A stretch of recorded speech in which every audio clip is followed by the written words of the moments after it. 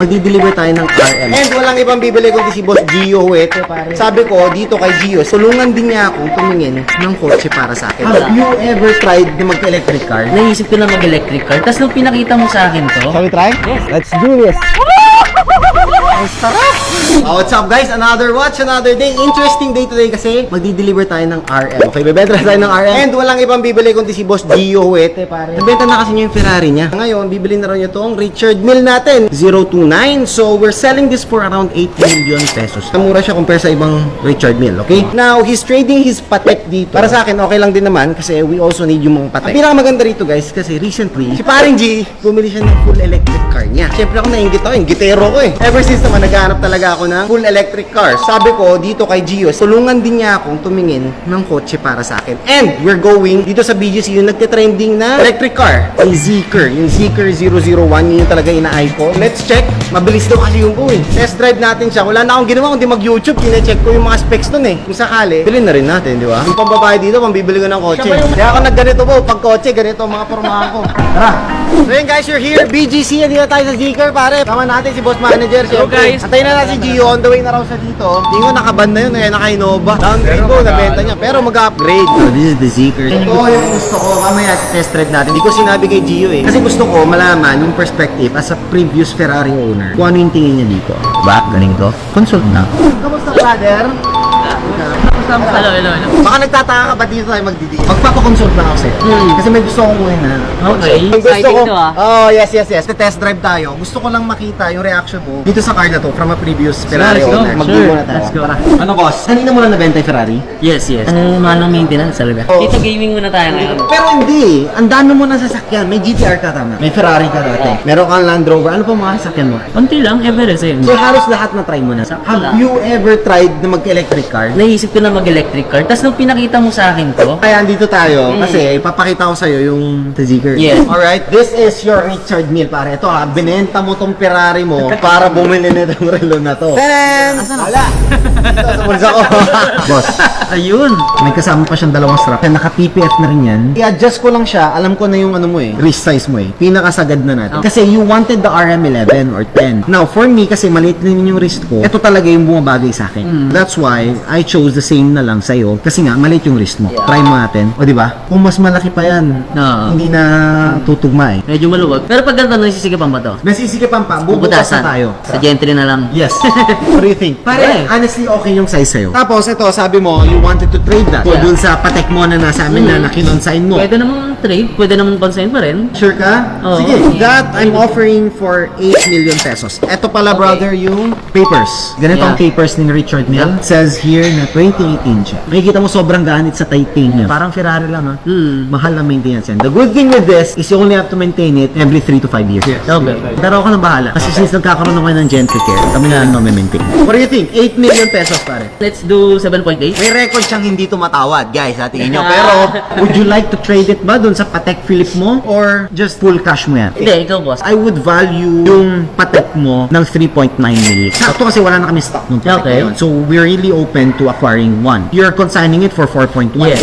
If we will buy it outright, we're gonna buy it from you for 3.9. Okay. Kung 7.8, I'm ready to give it to you for 7.8, honestly, coming here. Minus 3.9 million, you are adding another 3.9 million.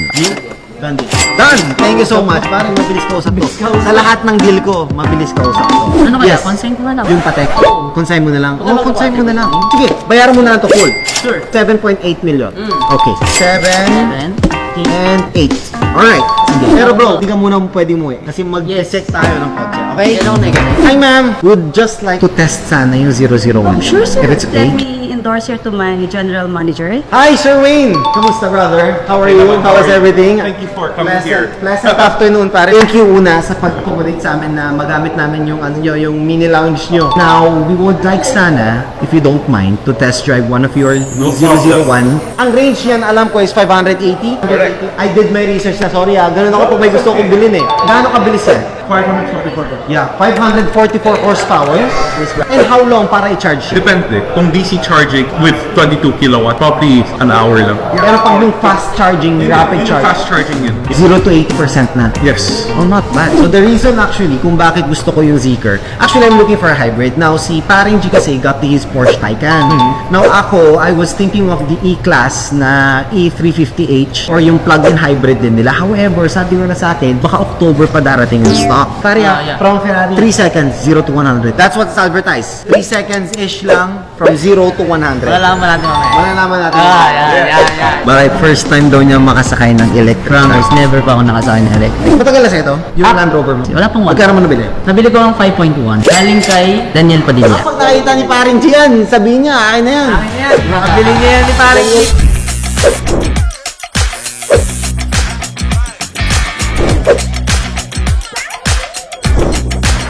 Grabe, ito na yan? Yes, sir. Pare, what do you think of the color? Ito rin yung choice of color ko eh. So, may pagka rose gold siya, Yamaha speakers. Tapos ito yung may vacuum or soft close, tinatawag nila.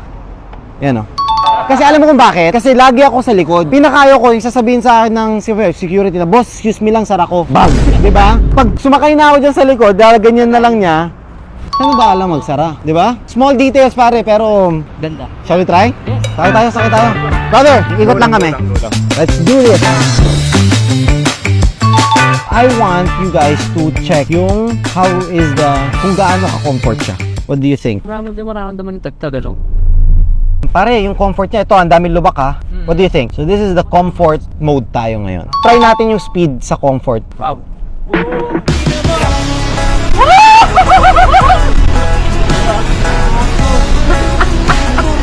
Ang tulid, no? Pare, wait lang ha. Nasa comfort pa tayo. Wala pa tayo sa sports, ha? Wait, bababa muna ako. Wag! Suspension niya is medyo standard. Pwede natin taasan, pwede natin babaan. Okay. And this is air suspension. Pero tiga mo, when I step on it... Oh my God! Di ba? And wala pa to, pare, ha? Or still in comfort. Ano? Ang sarap! Para ka nag-roller Ang bilis, pero... Para ka naka-extreme tower boat. So, what do you think of the car? Ito, from Ferrari, GTR, tas comfort. The comfort there is there. The speed, 100% andun. If anything about this car, I would like sana, I think, mostly automated na siya lahat eh. Very futuristic. Yun nga yung nasabi ko kanina, parang ang focus niya rin nasa passenger. Nasa passenger din. Which is nice. Yung Mercedes na gusto ko, sabi ko kung hindi kaya yung Mercedes October pa, ito na lang. Ayun, na-test drive ko rin naman yun. Not really test drive, pero nakita ko yung loob lang. Okay naman siya. For me, ito mas maluwag lang talaga. Now, open natin. There. Malaki rin. Kasya kahit 2-3 luggage. Malaki. And, ito, nakita ko, nanonood ako, you can lower the car down para mas mailagay mo yung gamit mo. Pag pinindot natin yan, ayun o, bumababa. Yung air suspension, bumababa. Angas, boss. Naging lowered, so mas madaling maisakay yung gamit. Hindi daw maiipit eh. Check natin.